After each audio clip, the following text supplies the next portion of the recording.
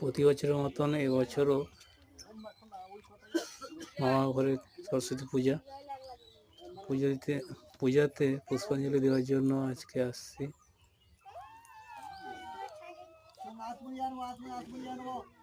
পূজা complete হয়ে গেছে, সবাই দাঁড়িয়ে আছে।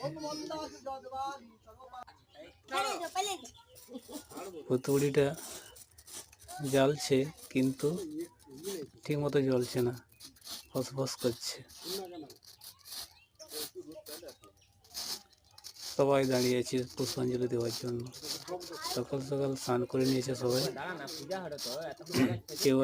কেউ আছে, দাদু আছে, কেউ মামি আছে, আবার কেউ বোন আছে।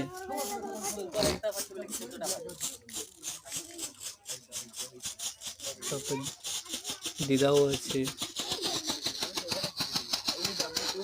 এত বানাইছে, মোটামুটি পুতুলটা ঠিক মতো জ্বলছে। পূজা চলছে।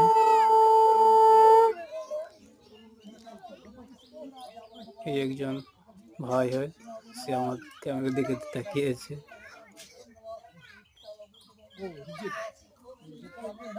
এই যে ক্যামেরা ধরে দাঁড়িয়ে আছে, ওটা একজন আমার মামা।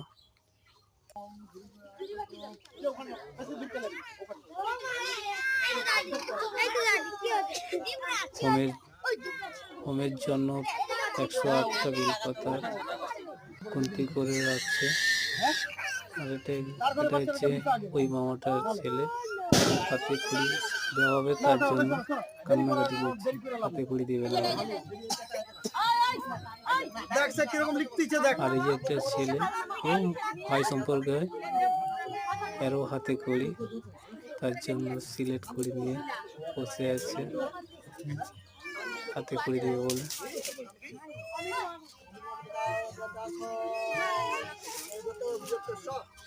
এই তো নতুন সিলেট হাতে খড়ি